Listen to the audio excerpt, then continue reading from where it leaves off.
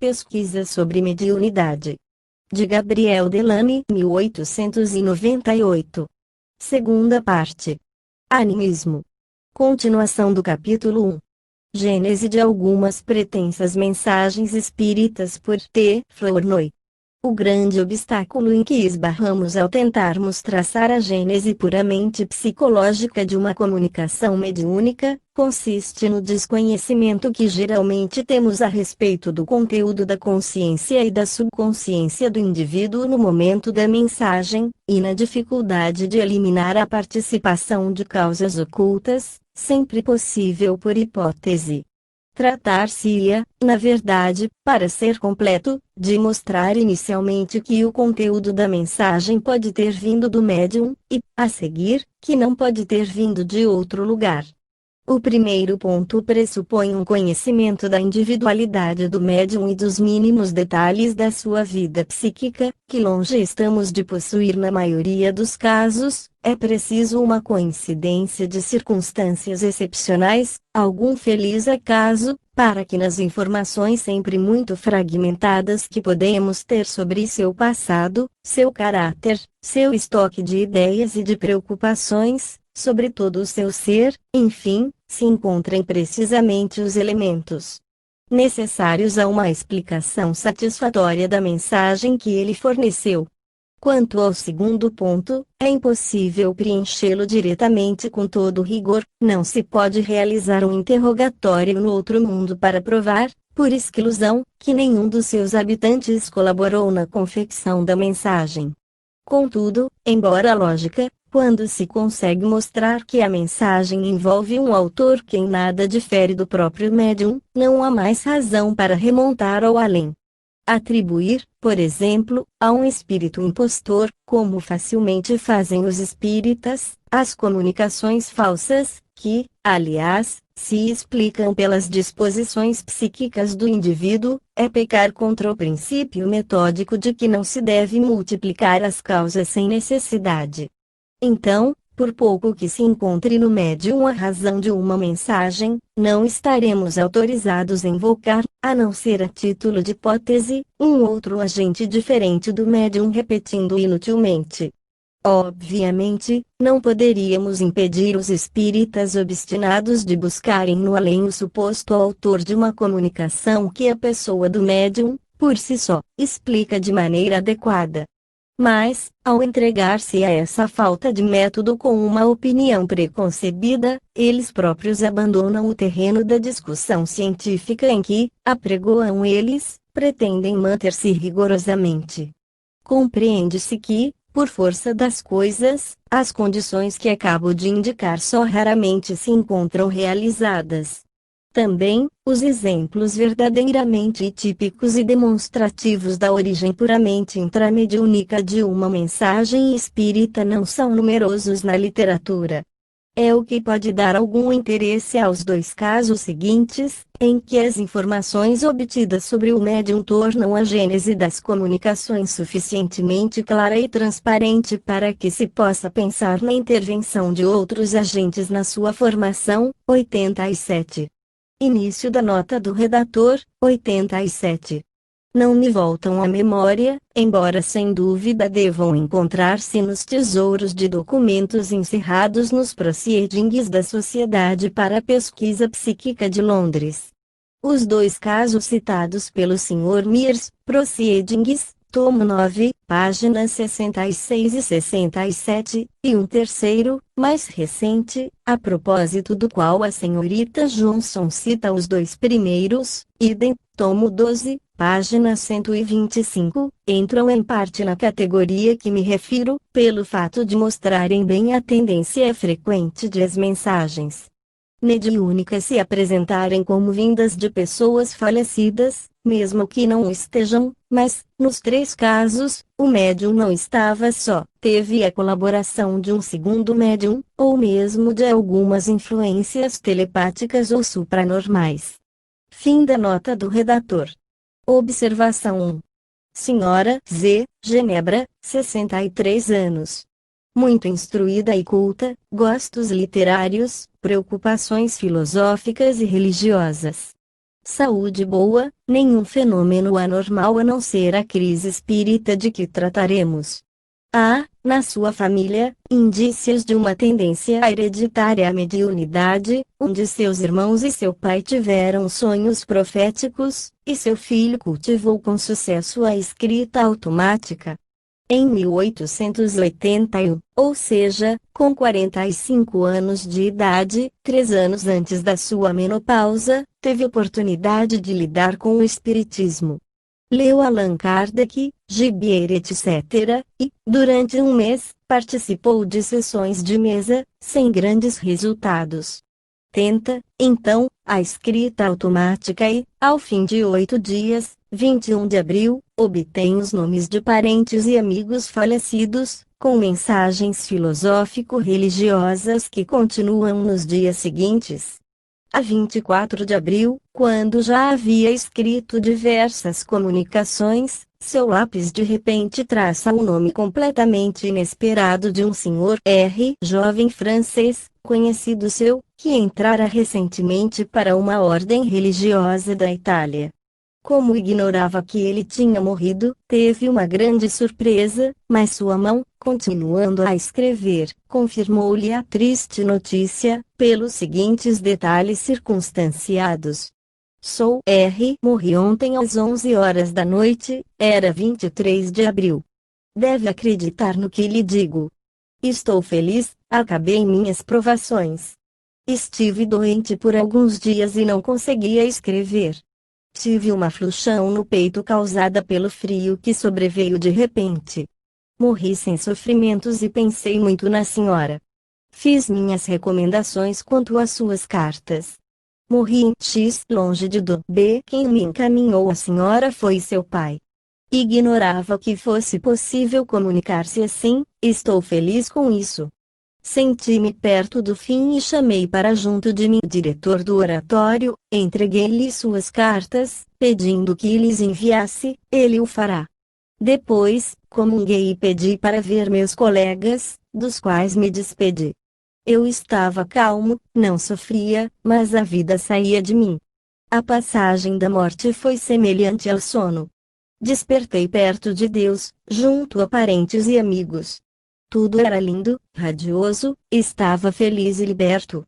A seguir pensei naqueles que me amam e gostaria de falar-lhes, mas só posso comunicar-me com a senhora. Estou ao seu lado e veja, mas enxergo apenas seu espírito. Estou no espaço, estou vendo seus pais e também os amo.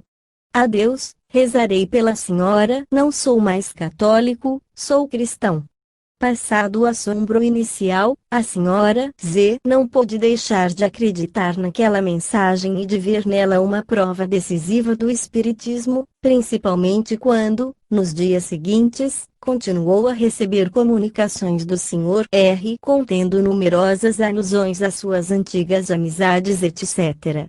Essas conversas mediúnicas cotidianas duraram quase uma semana, mas, a 30 de abril, a chegada pelo correio de uma carta do Sr. R que, longe de estar morto, gozava de perfeita saúde, veio perturbar enormemente as recentes convicções espíritas da Sra. Z, desencorajando-a de prosseguir com experiências tão decepcionantes.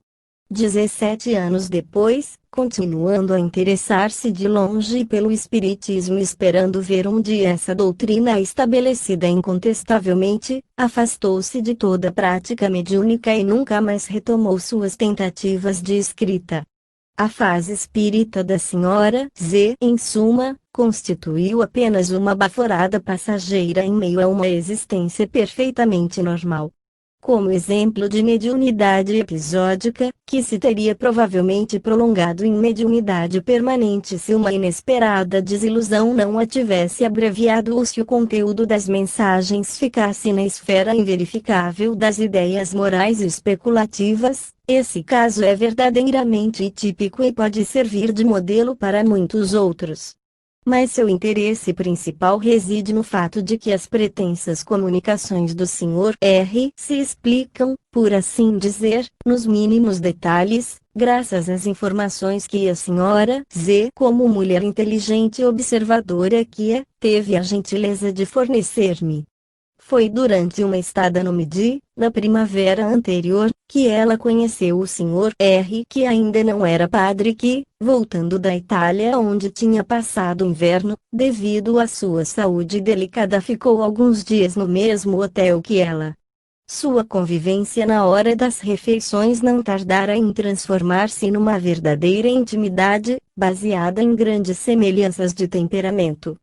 Embora a senhora Z, nascida em Genebra, fosse protestante e republicana convicta, enquanto ele, do norte da França, era legitimista e católico ardente, tinham as mesmas aspirações ideais, a mesma preocupação com coisas sérias. As divergências hereditárias só fizeram alimentar e dar mais atrativo e graça às suas conversas. A senhora Z pouco a pouco sentiu-se tomada por solicitude religiosa e ternura maternal para com o jovem homem, de uns 20 anos, cuja educação parecia destinar ao mundo, mas que uma rara elevação da alma e tendências místicas induziam a tornar-se religioso, devido à influência recentemente exercida sobre ele por um eminente pregador italiano, o padre do B. E ela, pela discussão, propôs-se a esclarecer uma concepção da vida e dos deveres religiosos, tão diferentes dos seus. Ele, por uma vez, tocado pela amizade de uma mulher que poderia ser sua mãe, correspondia-lhe com uma confiança total, não sem tentar conduzia às suas próprias convicções. Quando, dias depois, precisaram deixar-se, suas conversas continuaram por correspondência, mas as tentativas de proselitismo recíproco que lhes constituíam a base, com efusões de afeto, acabaram sendo inúteis de ambas as partes. Alguns meses depois, a influência de Dom B suplantou definitivamente a da senhora Z e o Sr. R ingressou numa casa religiosa dos arredores de Turim, sob a direção daquele sacerdote. A senhora Z consolou-se com a igreja invisível que reúne todas as almas sinceramente cristãs acima das barreiras confessionais e das diferenças dogmáticas. A iniciativa do Sr. R não trouxe prejuízo imediato à intimidade das suas relações epistolares, e era ele quem devia uma carta amiga por ocasião do seu acesso espírita. Esses detalhes eram necessários para fazer entrever o lugar que o Sr. R havia tomado nas preocupações sentimentais e intelectuais da senhora Z. Haveria muito a acrescentar, conforme as perspicazes observações da própria senhora Z a respeito da verdadeira natureza daquela amizade espiritual. Sabemos como às vezes são complexos e variados os ingredientes de que é feito o laço místico que une as almas mais puras. Mas isso não importa aqui, o essencial é compreender que, embora a solicitude da senhora Z para com seu jovem amigo não tivesse, no momento da sua crise espírita, a mesma acuidade do ano precedente, embora não pensasse nele, conscientemente, por ocasião das suas experiências de escrita automática, nem por isso deixara de conservar do Sr. R nas profundezas da sua personalidade, uma lembrança latente, acrescida de um forte coeficiente emocional e prestes a despertar na primeira oportunidade. Imaginemos agora a situação da senhora Z na época de que tratamos. Ei-la durante semanas inteiramente mergulhada na meditação do Espiritismo, com as energias do seu ser voltadas para a obtenção de provas convincentes vindas do além. 3 dias depois, já recebe mensagens de parentes desencarnados. Há algo mais natural do que o fato do seu êxito ter despertado nela o desejo e a expectativa de ver aumentar o número e a variedade de seus correspondentes invisíveis. Por outro lado, as circunstâncias exteriores, um brusco resfriamento da temperatura, bem mais sensível quando ocorre logo depois do início da primavera, 88, devem ter-lhe provocado apreensões quanto a pessoas conhecidas, por cuja saúde se pode temer com esses perigosos retornos do inverno. Ora, não seria particularmente este o caso do religioso que conheceu com o peito frágil, e de quem espera há tempos uma carta que não chega. Ter-lhe-ia acontecido uma desgraça. Início da nota do redator, 88.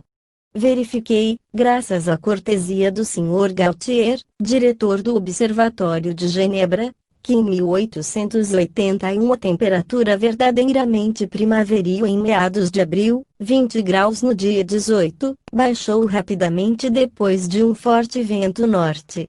Nos 2 dias seguintes, nevou no alto das montanhas dos arredores de Genebra e até mesmo na planície. A 23 e 24, dia da comunicação acima citada, o termômetro caiu, chegando a 0,9, somente, acima de zero. Em Turim, ao contrário, as variações da temperatura foram insignificantes durante toda aquela semana. Esta prova meteorológica, na falta de outras, bastou para estabelecer o papel da imaginação da Sra. Z na suposta fluxão de peito do Sr. R. Fim da nota do redator.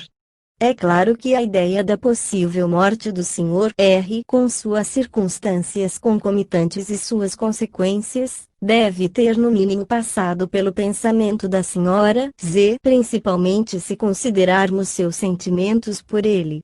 Porque, aqui mãe preocupada com seu filho ausente, aqui diretor inquieto com o futuro eterno de uma alma que lhe é cara, a imaginação já não mostrou inúmeras vezes o quadro trágico ou solene do derradeiro momento do ser amado?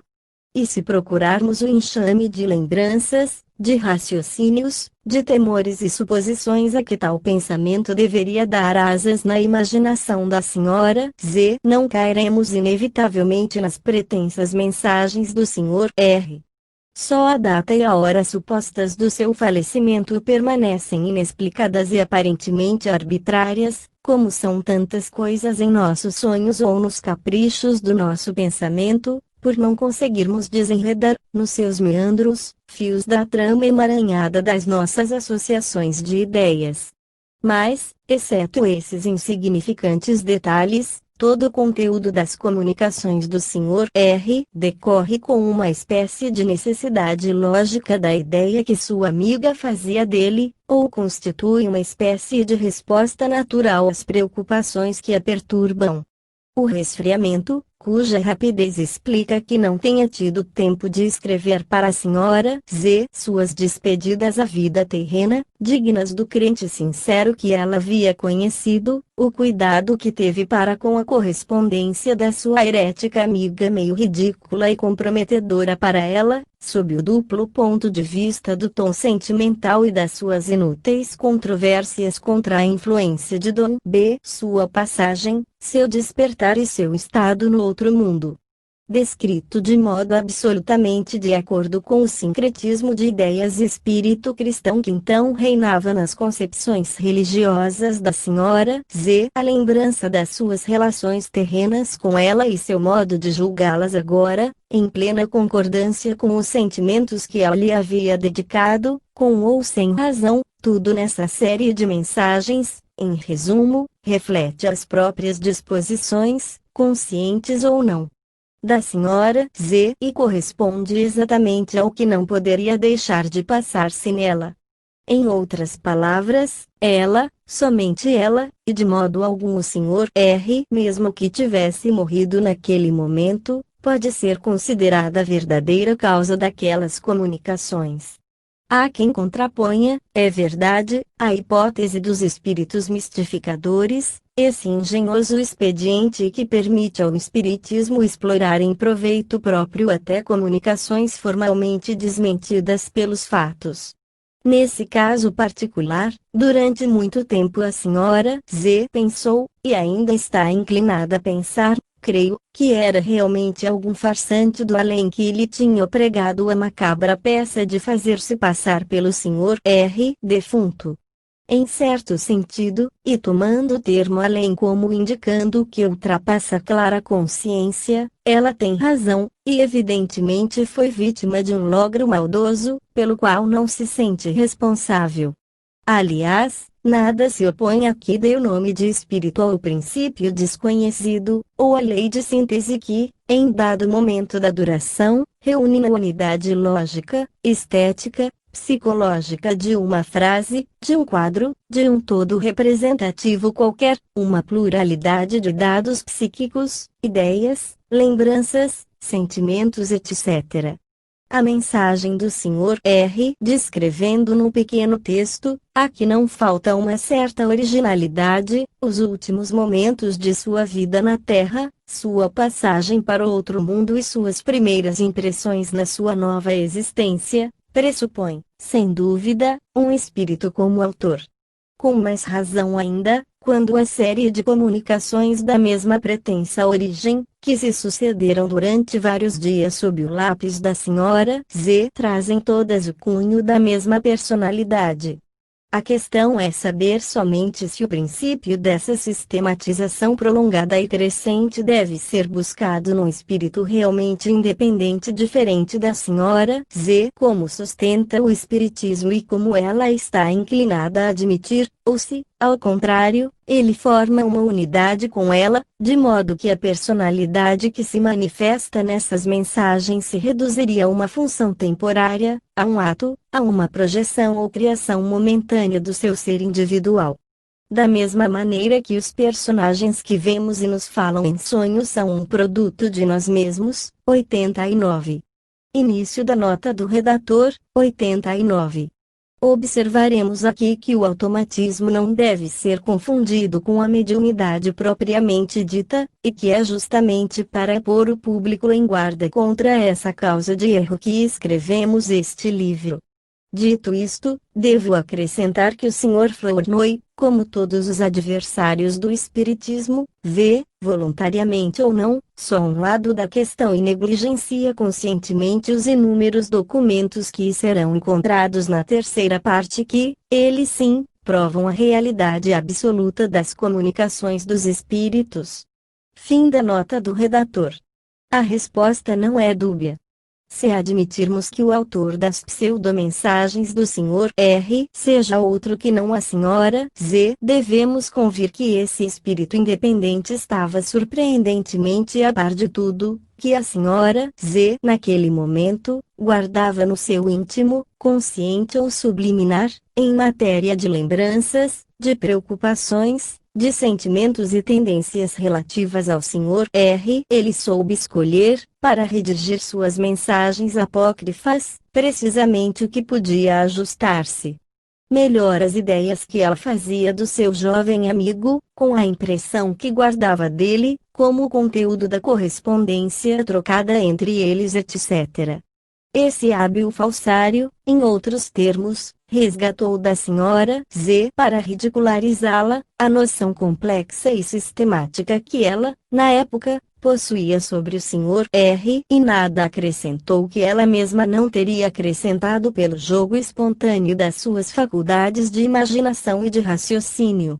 Tudo o que ele fez foi reproduzir, como um espelho, a imagem do Sr. R. tal como lhe flutuava na mente, foi traduzir no papel, como secretário obediente, o que os sonhos da sua fantasia, os desejos ou os temores do seu coração, os escrúpulos da sua consciência murmuravam-lhe em voz baixa a respeito do amigo ausente.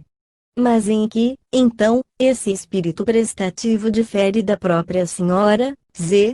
Que significa essa individualidade independente que não passaria de um eco, de um reflexo, de um fragmento de outra, de que serve essa cópia da realidade? Não é pueril e absurdo inventar, para explicar uma síntese, uma coordenação psicológica, um outro princípio real de síntese de coordenação, um outro indivíduo ou espírito, diferente do que já contém todos os elementos a serem agrupados, e em conformidade com cuja natureza o agrupamento se efetua. Sem dúvida, do ponto de vista metafísico, a natureza íntima do indivíduo orgânico e psíquico continua a ser um mistério, não conseguimos compreender absolutamente nem por que, nem como ela opera tal síntese ou tal análise, aparentemente se desagrega e se reconstitui, apresenta o espetáculo dos seus sonhos durante a noite ou a comédia dos espíritos mistificadores quando quer bancar o médium. Mas, embora as razões últimas das coisas nos escapem, isso não impede que, do ponto de vista terra da observação e da experiência, devamos ater-nos ao que podemos alcançar, e que tudo o que se explica, no sentido empírico e fenomenal da palavra, quanto a um determinado indivíduo, o senhor fulano de tal ou a senhora Z, por seu passado, suas circunstâncias presentes, suas faculdades conhecidas, deve ser-lhe atribuído e não poderia ser gratuitamente atribuído a um outro ser, desconhecido. Observação 2. Sr. Michel Thiel, 48 anos, professor de contabilidade em diversos estabelecimentos de ensino. Temperamento sanguíneo, saúde excelente. Caráter expansivo e bonachão. Há alguns meses, sob a influência de amigos espíritas, tenta a escrita automática, numa sexta-feira, e obtém espirais, maiúsculas, finalmente frases com letras variadas, muito diferentes da sua caligrafia comum, e enfeitadas com ornatos completamente estranhos aos seus hábitos. Continua com sucesso no sábado e na manhã de domingo. Tendo recomeçado na noite do domingo, por solicitação da sua família, o espírito que escreve por sua mão dá às perguntas feitas muitas respostas imprevistas e esquisitas, mas o resultado é interrompido por um inesperado desenvolvimento do automatismo verbal, sob forma auditiva e grafomotora, como o testemunha o seguinte relato. As impressões, para mim muito fortes, dessa noite, logo assumiram o caráter de uma obsessão inquietante. Quando me deitei, fiz os maiores esforços para dormir, mas em vão, ouvia uma voz interior que me falava, fazia-me belas declarações de amizade, lisonjeando-me, fazendo-me entrever destinos magníficos, etc. No estado de superexcitação, em que estava, deixei-me embalar por essas doces ilusões. Ocorreu-me então a ideia de que bastaria pôr meu dedo na parede para que ele fizesse o papel de um lápis. Efetivamente, meu dedo colocado contra a parede começou a traçar, na penumbra, frases, respostas, exortações que eu lia seguindo os contornos que ele executava. Michel, mandava-me escrever o espírito, teus destinos são abençoados, serei teu guia e teu sustento, etc. Sempre a mesma caligrafia bastarda, com volteados que apresentavam as formas mais bizarras. 20 vezes quis dormir, inútil, só ao amanhecer consegui alguns instantes de repouso. Essa obsessão perseguiu durante toda a manhã de segunda-feira, enquanto ia dar suas aulas, em todo o percurso do bonde, continuando a obsedar-me, o espírito me fazia escrever na minha pasta, no assento do veículo, até no bolso do meu sobretudo, frases, conselhos, máximas, etc. Eu fazia verdadeiros esforços para que as pessoas ao meu redor não percebessem a perturbação em que me encontrava, porque, por assim dizer, eu não vivia mais no mundo real, estava completamente concentrado na intimidade da força que tinha se apoderado de mim. Um amigo espírita, que encontrou e pôs a par do seu estado, incitou-o a lutar contra o espírito leviano e mau de que estava sendo vítima. Mas ele não teve o bom senso de seguir-lhe o conselho. Mal terminou a refeição do meio-dia, retomou o lápis que, após diversas insinuações vagas contra seu filho Eduardo, que trabalhava num escritório comercial, acabou por formalizar a seguinte acusação: Eduardo apanhou cigarros na caixa do seu patrão, o Sr. X, que o percebeu e, no seu ressentimento, dirigiu-lhe uma carta de agradecimento, advertindo de que seria substituído em breve, mas Eduardo e seu amigo B já arranjaram tudo educadamente com uma verminosa, psique, conversa. Concebe-se com que angústia o Sr. Thiel deu suas aulas da tarde, durante as quais esteve exposto a diversos automatismos grafomotores que, entre outras coisas, ordenavam-lhe que fosse o mais rápido possível ver o patrão do seu filho. Assim que ficou livre, correu para lá. O chefe do escritório, a quem se dirigiu inicialmente, na ausência do patrão, só lhe deu boas informações sobre o rapaz, Mas a obsessão acusadora não se deu por vencida, porque enquanto ele ouvia com atenção aqueles depoimentos favoráveis, meu dedo, diz ele, apoiado na mesa, pôs-se a traçar com todos os volteios habituais, e que naquele momento pareciam-me não acabar nunca. Estou desolado com a falsidade desse homem. Finalmente essa terrível frase acabou. Confesso que não sabia mais em que acreditar. Estariam me enganando? O chefe do escritório tinha um ar muito franco, e que interesse teria de me esconder a verdade? Ali havia um mistério que eu precisava decididamente esclarecer. O patrão, Sr. X, felizmente chegou naquele momento, e bastou sua palavra decisiva para tranquilizar o pobre pai e levar o astuto espírito a retroceder.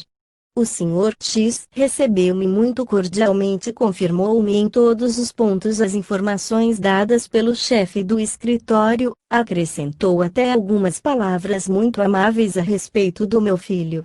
Enquanto ele falava, minha mão, solicitada, escrevia na mesa, sempre com a mesma lentidão exigida pelos volteios que acompanhavam as letras. Eu te enganei, Michel, perdoa-me. Finalmente. Que alívio! Mas também, diria, que decepção! Como é que aquele espírito que me tinha parecido tão benévolo, que na minha ingenuidade eu tinha tomado por meu guia, por minha consciência até, me enganava daquele jeito? Era indigno. O Sr. Tio resolveu então banir aquele espírito mau, não se preocupando mais com ele. Entretanto, teve de suportar mais de um retorno ofensivo do automatismo, mas não tendo mais por objeto fatos verificáveis, antes de ficar livre. Desde então, pôs-se a escrever comunicações de ordem mais elevada, reflexões religiosas e morais. Essa mudança de conteúdo foi acompanhada, como muitas vezes acontece, de uma mudança na forma psicológica das mensagens. Atualmente chegam-lhe em imagens auditivas e de articulação, e tudo que sua mão faz é escrever o que lhe é ditado por essa voz interior. Mas essa mediunidade parece-lhe menos convincente, e ele desconfia que tudo possa brotar do seu próprio íntimo. Ao contrário, o caráter absolutamente mecânico de seus automatismos grafomotores inicia-se, cujo significado compreendia somente seguindo o movimento dos seus dedos, pela vista ou pela sensibilidade sinestésica, à medida que escreviam involuntariamente, parecia-lhe uma perfeita garantia da sua origem estranha. Assim, continua persuadido de que foi vítima momentânea de um gênio mau, independente dele. Aliás, vê nesse episódio penoso da sua vida um excelente aspecto, que é o fato de ter reforçado suas convicções religiosas, fazendo com que, através de provas palpáveis, se convencesse da realidade do mundo dos espíritos e da independência da alma. Teria muitas observações a apresentar sobre este caso, onde encontramos, entre outros, um belo exemplo do caráter obsessivo, para não falar de verdadeira possessão, que o automatismo pode rapidamente assumir num indivíduo, até então de corpo e mente sadios, que se dedica durante alguns dias às práticas espíritas. Mas só destacarei aqui as comunicações mentirosas relativas ao jovem tio e ao seu pretenso roubo. O Sr. Tio admira-se de que o demônio que se divertia enganando, ao mesmo tempo mandasse, como vimos, ir imediatamente buscar informações com o patrão do seu filho. Aí está, diz ele, um fenômeno que ainda me parece bem curioso. O espírito, depois de ter me mistificado, de certo modo não me deixou um instante de tranquilidade até que eu não tivesse verificado sua afirmativa e não houvesse constatado ter sido vítima da sua impostura. Essa pressa do espírito farsante em correr assim ao encontro da sua própria confusão, é realmente singular na teoria espírita. Toda aventura, em compensação, tem uma explicação muito simples, do ponto de vista psicológico, se a compararmos com os dois incidentes seguintes, que a meu ver contêm a chave do caso. Primeiro, pelo que o próprio Sr. Tio me contou, sem parecer, aliás, compreender-lhe a importância. 2 ou 3 semanas antes do seu acesso de espiritismo, ele tinha notado que seu filho fumava muito. Ele tinha feito uma observação quanto a isso. O rapaz desculpou-se dizendo que seus colegas de escritório faziam o mesmo, a exemplo do patrão, que era fumante inveterado e largava seus cigarros por toda parte, de modo que nada seria mais fácil do que servir-se dele se quisesse. Essa explicação não deixou de preocupar um pouco o Sr. Tio, que é a honestidade em pessoa, e que se lembra de ter pensado consigo mesmo: tomara que meu filho não vá cometer essa indelicadeza. Um segundo ponto, que a senhora Tio me revelou por acaso no decorrer de uma conversa, e que seu marido a seguir me confirmou, foi que na segunda-feira em questão, indo cedinho para suas aulas, o Sr. Tio encontrou-se com um amigo que lhe disse: a propósito, teu filho vai sair do escritório do Sr. X. Acabo de saber que ele está procurando um empregado. Na verdade, ele procurava mais um. O Sr. Tio, que nada sabia, ficou perplexo e perguntou a si mesmo se o Sr. X estava descontente com seu filho, pensando em substituí-lo. Voltando para casa ao meio-dia, contou tudo à sua mulher, mas sem dizer nada ao filho.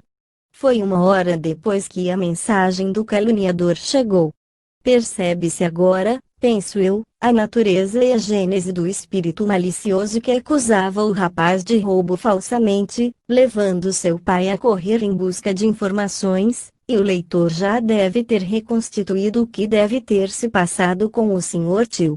A pergunta do seu amigo, segunda-feira de manhã, lembrou-lhe subconscientemente o incidente dos cigarros, graças ao germe de inquietação que esse incidente havia deixado nele, e o relacionamento entre ambos pôs em ação a imaginação paterna, naturalmente apreensiva com a reputação do filho.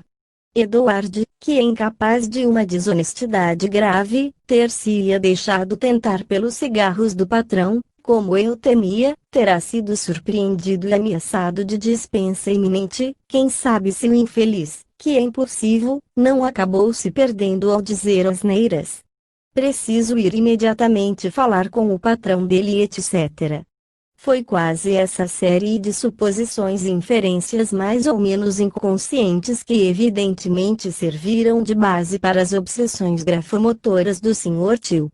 Na verdade, não há um pai que, nas mesmas circunstâncias, não tenha passado por apreensões semelhantes e não tenha raciocinado da mesma forma.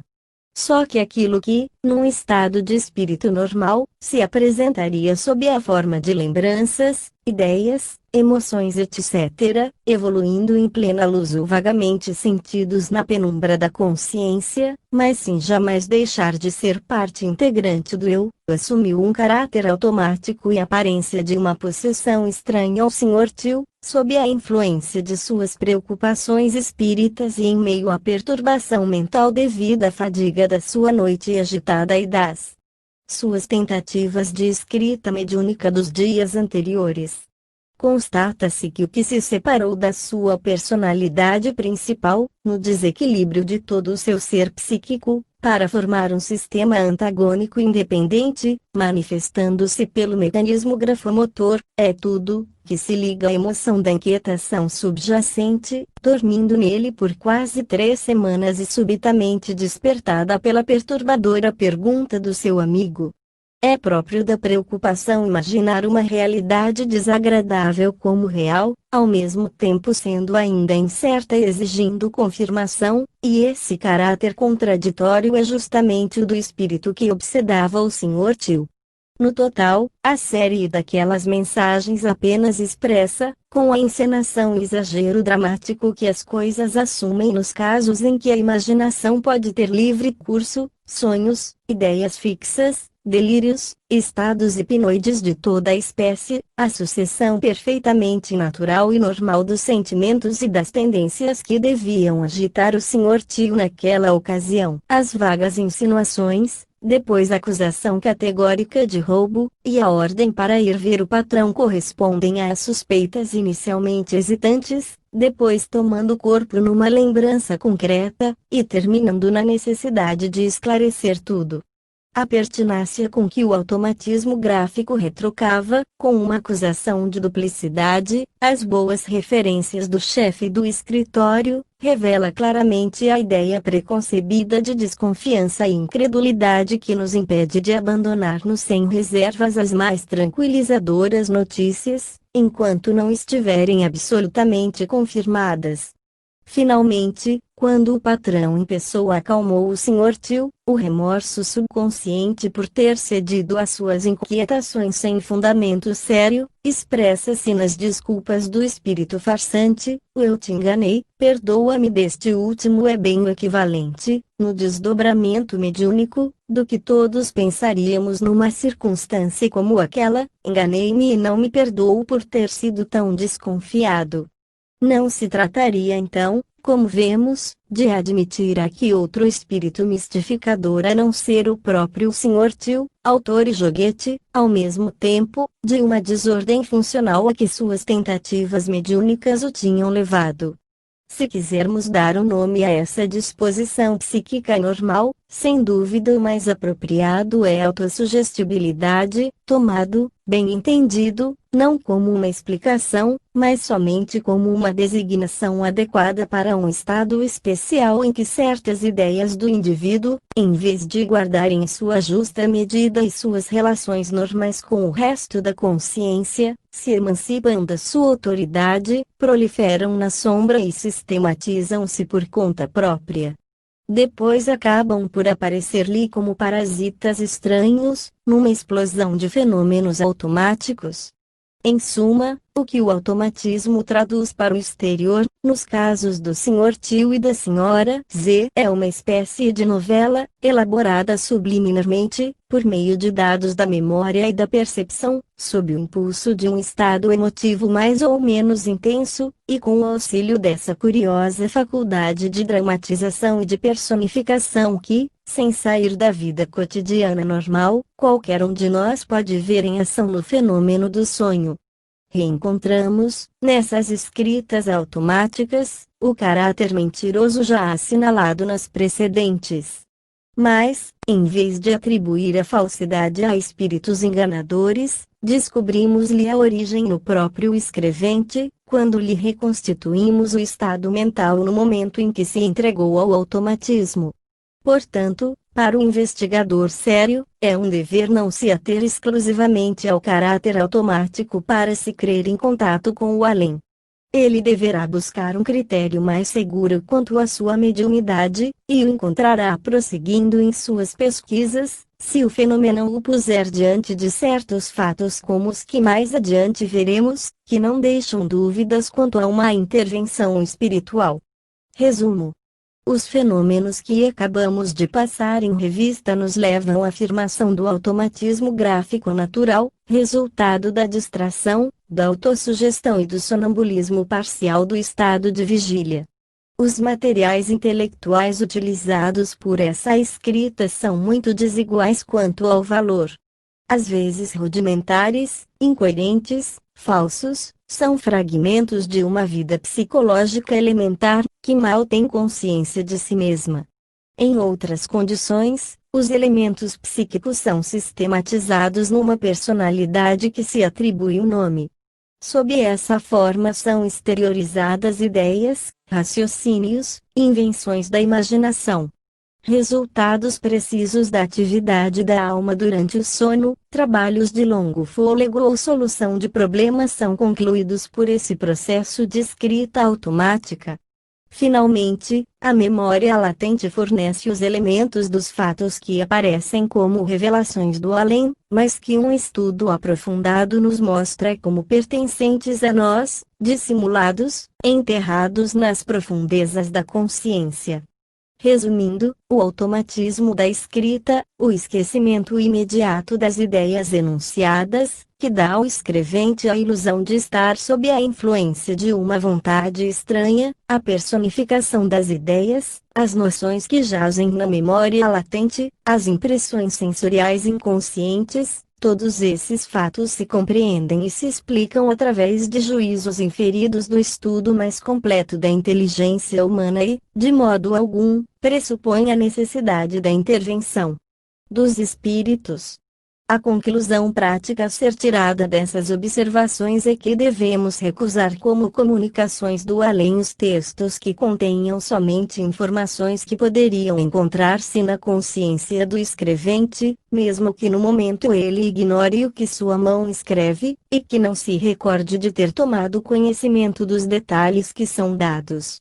Para muitos espíritas, esse poderá parecer um critério absoluto demais, mas eles não devem esquecer que o método científico tem regras imutáveis a que todos devemos submeter-nos. Há princípios metodológicos que não podemos transgredir impunemente sem cair no erro. Ora, a lógica ensina que não se devem multiplicar as causas sem necessidade, isto é, não se deve buscar uma segunda hipótese, quando a que foi confirmada basta para a explicação de todos os casos. É o que acontece com relação às mensagens que encerram apenas fatos contidos na consciência do automatista. Os ensinamentos de Allan Kardec, de Davis, de Hudson Tuttle e outros nos convidam a seguir essa linha de conduta. Ela, sem dúvida, será adotada por todos os pesquisadores que, antes de mais nada, não querem enganar-se, tomando aparência por realidade. Com isso, adquirimos o direito de jogar para o alto um montão de comunicações ridículas, assinadas por grandes nomes, e as enfáticas e ocas revelações que foram elaboradas na consciência sonambúlica dos escreventes. Essa depuração indispensável nos livra também, em parte, de alegação dos espíritos mistificadores, da qual estávamos decididamente cansados. A maioria dos autores que, incidentalmente, trataram da escrita automática, limitaram seu estudo aos fenômenos que acabamos de passar em revista. Não se atreveram a ir mais longe, porque, diante de certos resultados, seria necessário, para a explicação, fazer com que interviessem faculdades novas da mente, como a clarividência, a transmissão de pensamento, telepatia etc., que ainda não receberam a sanção oficial, então acharam mais simples, e principalmente, mais cômodo, omitir os casos embaraçosos, de modo que apenas trataram do assunto por alto, sem entrar no exame das verdadeiras dificuldades que acompanham o estudo do Espiritismo. Nós, que não temos as mesmas prevenções e que não estamos presos a preconceitos doutrinários, vamos empreender esse trabalho, sabendo perfeitamente que pode atrair-nos as críticas dos espíritas intransigentes e limitados, e dos pedantes, ignorantes e pretensiosos que ingenuamente acham que não ousaremos ir além dos limites que eles fecharam, como se fossem os exatos limites do saber humano. A tarefa é árdua, porque o terreno é completamente novo, mas temos um ânimo forte. Se nos enganarmos, talvez não seja completamente, e esperamos que reste alguma coisa do nosso esforço, mesmo que seja apenas o exemplo de termos empreendido uma obra totalmente independente.